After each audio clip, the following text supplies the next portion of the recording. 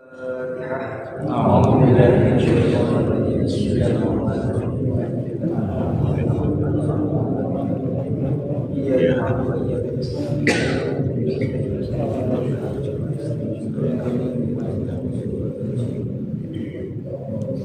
السلام عليكم ورحمة الله وبركاته. Waalaikumsalam warahmatullahi wabarakatuh.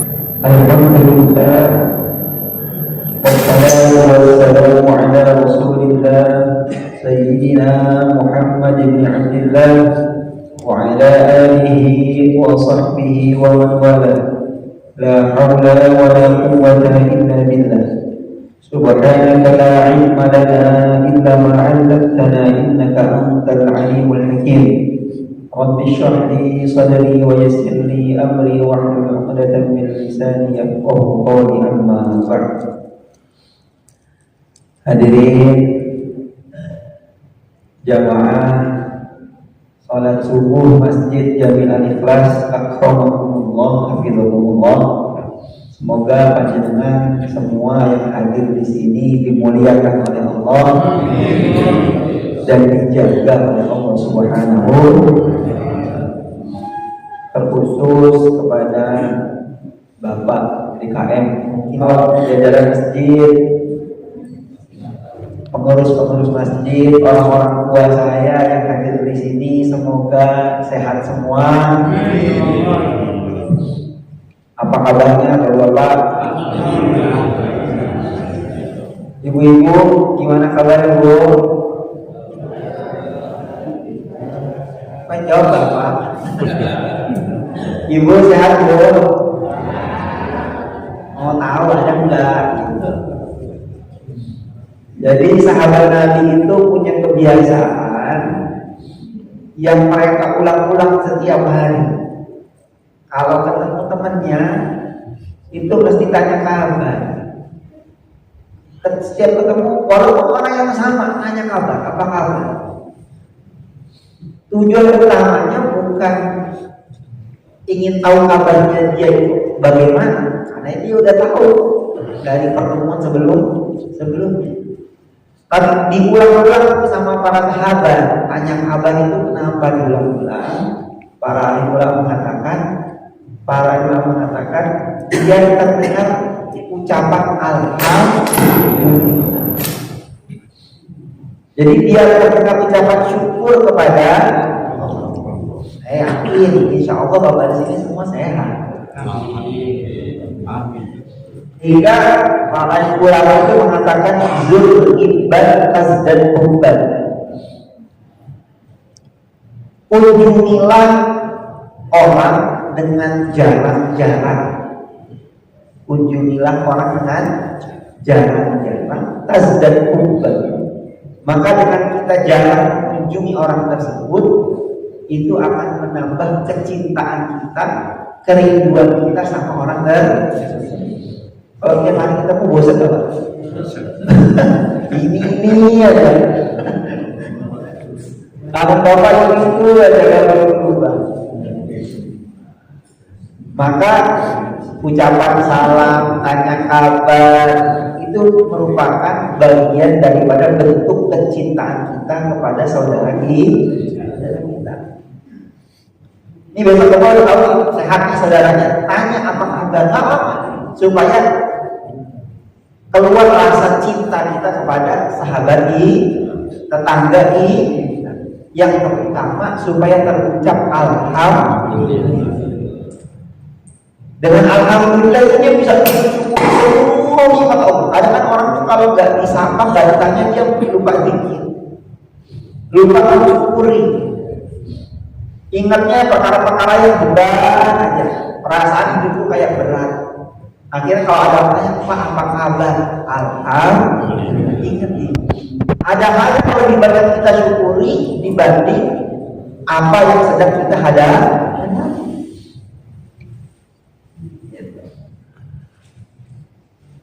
Suatu ketika baginda Rasulullah SAW kumpul sama sahabatnya.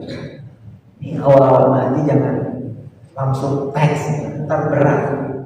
Cerita dulu kan, ntar udah nyambung dan mulai baru lanjut tahajud kita.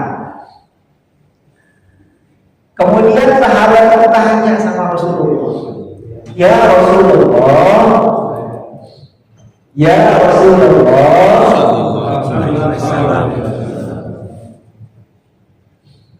Sallallahu alaihi wasallam, siapa manusia paling mulia?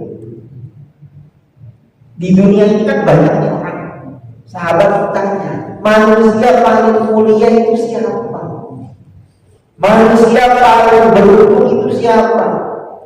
Manusia paling top itu di dunia siapa?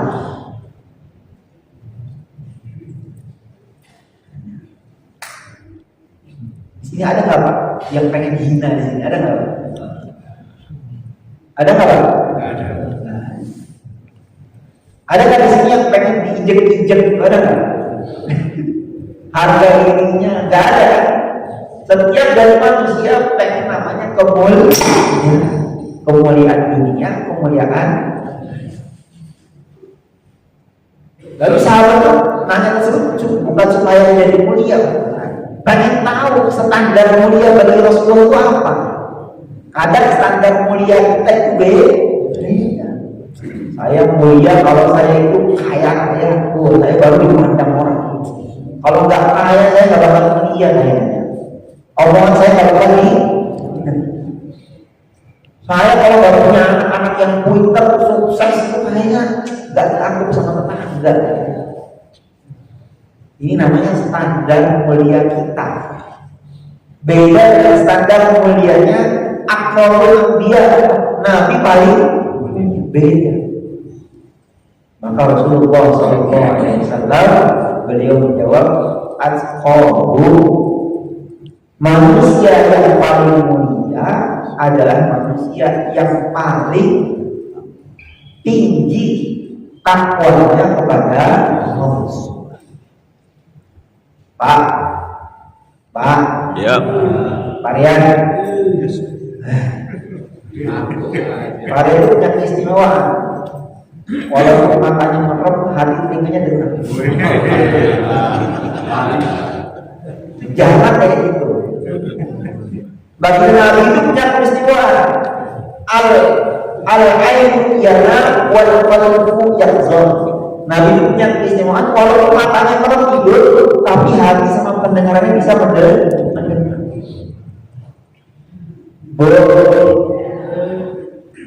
Adakah yang tahu arti takwa itu apa? Arti takwa itu apa? Coba di sini yang bisa jawab, Pak, kasih hadiah khusus. Ayo, siapa yang tahu takwa itu apa? Satu, siapa? Baca. Apa? Takut. Takut sama istri itu takwa.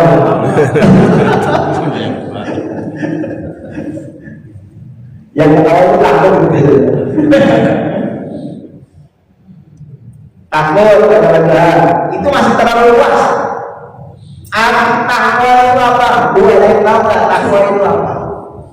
Menjalankan perintahnya. Menjalankan perintahnya, menjauhi larangannya. Benar, itu benar, itu benar. Cuma kurang sempurna. Itu kan arti yang kita mau menjalankan perintah Allah di setiap khutbah. Ittaqullah tuqatih wa la tamutunna illa wa antum muslimun. Takwalah kepada Allah dengan menjalankan perintahnya, menjauhi. Itu makna takwa yang paling umum. Tetapi esensi takwanya belum dapat. Ayo, ada yang tahu yang terakhir lagi. Awal menerima ketentuan Allah. Betul. Cuman itu bagian dari takwa, bagian part of takwa. Tapi makna takwa sendiri itu apa? Takwa itu dari kata-kata ittaqo yang tadi intiqoan bahwa tadi waqo yati wiqo yang tadi. Takwa itu secara makna adalah orang yang memiliki hijab. Memiliki apa? Hijab antara dia dengan murka Allah. Orang yang memiliki pelindung, memiliki hijab antara dia dengan murka. Bahasa mudahnya, Allah gak marah sama dia. Allah tidak marah sama dia. Itu namanya takwa. Kalau kita nggak memiliki hubungan baik dengan Allah, dalam arti Allah marah, Allah nggak senang, Allah nggak suka sama kita, itu namanya tidak bertakwa. Jalan menjalankannya gimana supaya Allah nggak marah, itu gimana? Baru dengan menjalankan perintah Allah dan menjauhi. Kenapa kita menjalankan perintah Allah? Kenapa menjauhi larangan Allah? Supaya Allah tidak marah dengan. Saya ulangi Pak. Takwa itu apa? Seorang hamba yang punya hubungan baik dengan Allah. Seorang hamba yang Allah gak marah, Allah gak benci, Allah gak peduli sama dia. Itu namanya apa? Berarti kata Nabi, orang yang paling mulia adalah orang yang paling disayang oleh Allah. Jabatan, kekayaan, kemudian apa yang kita dapatkan, kita perolehnya ini, itu hanya bagian kecil dari kemuliaan dunia. Bagian apa? Kecil dari kemuliaan. Maka kita sebagai ahli ilmu gak boleh memuliakan seseorang karena kekayaan. Kalau dengan kebaikannya, dengan kaya dia sedekah, baru kita muliakan. Kan kadang kita bilang tunduk sama orang karena kekayaannya, karena jabatannya, karena apanya, pokoknya pangkat-pangkat dunianya. Nah, sebagai talibul ilm, kita jangan tunduk, jangan apa? Tunduk, merendahkan diri di hadapan orang lain yang karena sebab-sebab ini. Nanti nyambung sini, nyambung. Berarti orang yang paling disayang oleh Allah itu siapa? Nah, sekarang pertanyaannya, orang yang paling disayang oleh Allah itu, tadi kan orang paling mulia, orang yang paling disayang oleh Allah. Sekarang pertanyaannya, orang yang paling disayang sama Allah itu siapa? Orang yang Allah itu gak marah sama dia siapa? Maka tidak lain, tidak bukan, jawabannya siapa? Orang yang paling sering ketemu Allah. Betul? Pak, kalau istri lagi marah, kira-kira diajak ketemu mau nggak? Bu, ibu kalau lagi marah, ketemu suami malas banget bu. Melihat mukanya aja tak mau. Kenapa? Karena hati lagi nggak enak. Sama kita juga kalau lagi enak sama sebulan, aku malas ketemu dia. Aku lagi marah, aku lagi nggak senang hati aku nggak mau ngobrol sama dia. Nah sekarang orang yang paling disayang oleh Allah itu siapa? Orang yang paling sering ketemu Allah maksudnya apa ya? Ketemu Allah maksudnya apa ya? Ketemu Allah itu maksudnya orang yang paling dimudahkan untuk mendirikan sholat. Itu dalam apa nih? Surat apa itu Pak? Al-Mutaffifin. Alladzina hum an sholatihim sahun qawailul lil musallin. Fawailun maka neraka. Maknanya dia mendapatkan kemarahan yang besar dari Allah. Lil musallin. Kok ada orang sholat tapi Allah marah sama dia? Alladzina hum an sholatihim sahun. Ini penting saya sampaikan.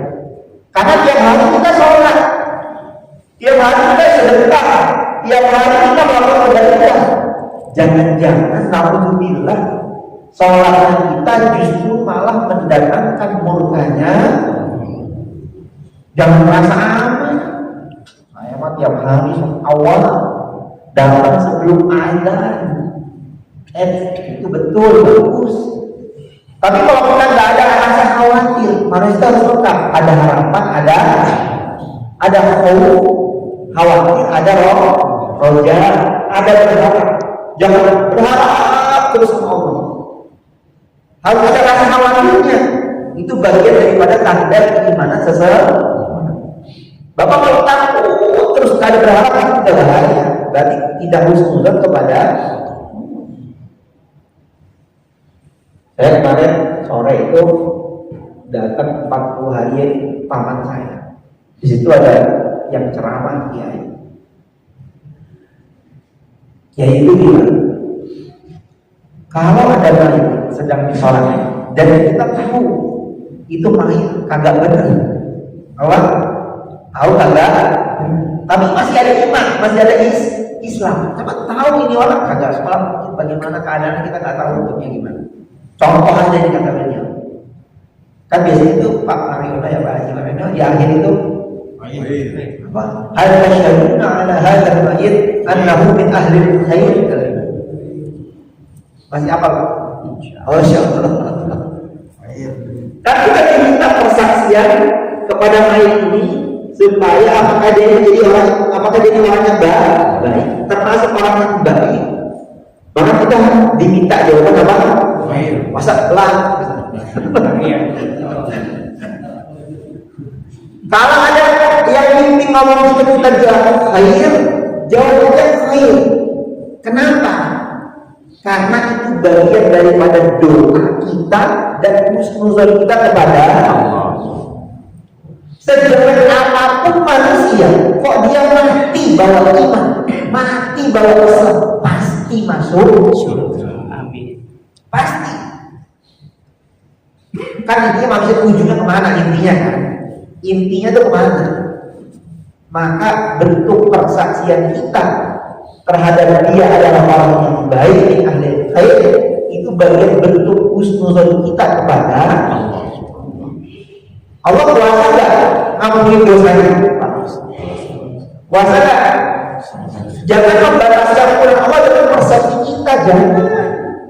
Rahmat Allah itu luas. Orang nanti wasiat di kulli syai. Rahmat aku itu meluas segala apapun.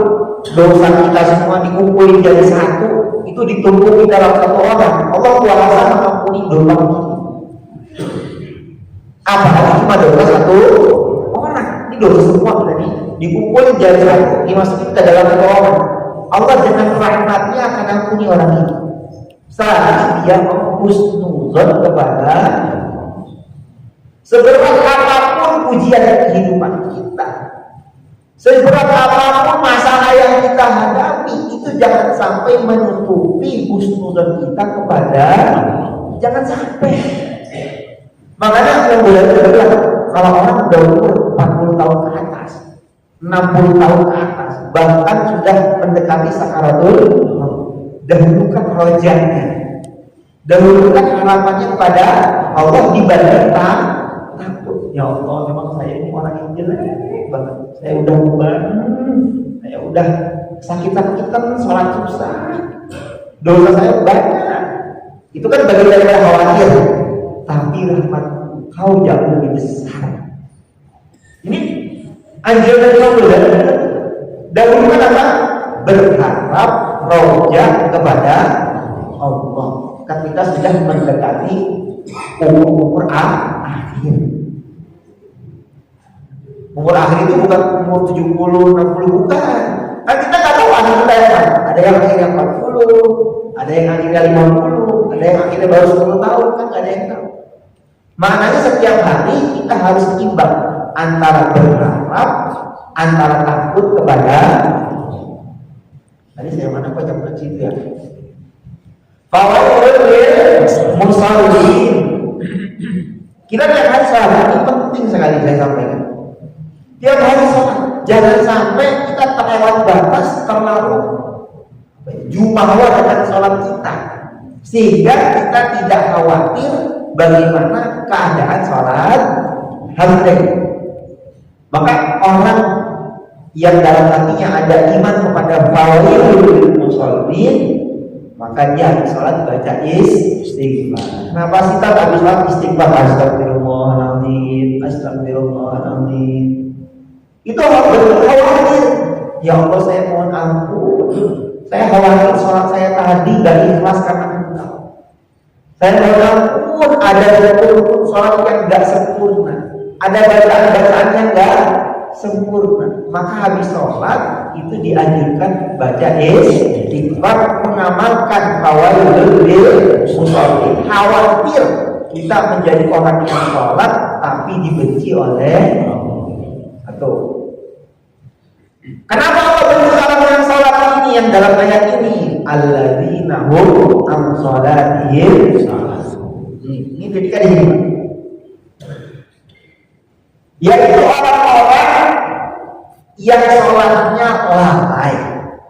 Ini makna lalai ini kita harus teliti. Ini ada dua makna lalai. Dua.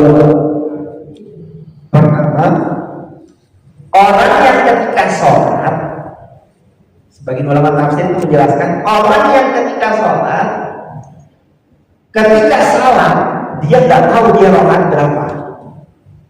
Ini 3 atau 4 ya. Ini 1 atau 2 ya. Ini orang kayak gini sholatnya lalai ya. Siapa yang sering ngomong? Semoga diampuni oleh Allah. Moga-moga lalainya bukan karena lupa sholatnya, lain ini karena terlalu mentadaburi isi sholat. Pertama tadi apa? Orang yang ketika sholat dia nggak tahu rakaat berapa. Makanya dalam surat itu dikatakan supaya kita nggak masuk dalam kategori ini orang yang nggak tahu salat rakaat berapa. Misalnya Bapak harus, saya rakaat 3 atau 4 ya, 3 atau 4. Maka dalam itu bilang itu supaya kita nggak masuk qawaidul musholli, orang yang ragu, maka kita ambil angka di 3. Karena yang 3 itu yang dia ini dia sedang kerjakan, yang 4 itu yang diragukan sudah atau belum. Kalau kita Bapak ragu ini 4 atau 5 ya, 4 atau 5. Yang dari berapa? 4. Kalau 3 sangat, yang ini 3. Kalau Pak, ini 4 atau 5 ya? Nah, berarti yang dia itu berapa? 4. Maka ketika itu Bapak yang ini ambil yang 4 supaya kita tidak menjadi sabun orang yang lalai ketika sholat di akhir sholat. Atau kemudian yang kedua, sahur itu siapa? Orang yang setelah melaksanakan sholat, baik sholat berjamaah atau sendiri, baik sholat sunnah ataupun sholat wajib, dia dalam hatinya tidak ada kegembiraan. Bapak lebih senang mana dikasih duit 1 juta sama sholat 2 rakaat, rasanya sama mana? Ayo, dapat telur gratis 10 kilo sama habis sholat 2 rakaat, senang mana Bu? Jangan telur deh, 2 orang manusia lebih senang dapat minyak 2 liter atau selesai sholat 2. Kalau lebih senang dapat minyak 2 liter, kita harus banyak-banyak istighfar.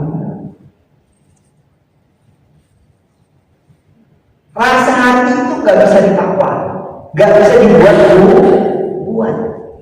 Maka kita latihan tiap hari sholat, bagaimana selesai sholat ada kegembiraan yang lebih besar melebihi kegembiraan dunia. Ini kalau kita masih senang dapat duit, masih senang dapat itu, kita wajib senang, wajib bersyukur. Tapi jangan mengalahkan senangnya ketika selesai sholat. Ini berat banget sih Pak, agak berat. Cuman harus tadi hati-hati. Nanti di sini ada ucapan Sayyidina Umar radhiyallahu anhu. Ada orang udah beruban, ada orang tua seperti saya udah beruban. Ini saya ngomong saya udah beruban. Ngomongin diri sendiri. Orang udah kumpul, kemudian dia tidak mendapatkan esensi daripada sholat khusyuk, maka dia orang yang rugi. Buat apa hidup? Karena tujuan hidup supaya untuk sholat. Betul nggak? Tujuan itu apa? Yang lain itu perantara supaya kita bisa melaksanakan sholat. Maka kita lanjut ke pembahasan terakhir sebelum masuk bab adabul imam wal qudwah. Ini saya lupa sampai mana kira-kira aja. 2 bulan, berarti 2 bulan lalu. 3 bulan lalu, pembahasan terakhir ini supaya nyambung ya sama yang sekarang. 3 bulan lalu kita membahas zahirnya sholat dengan batinnya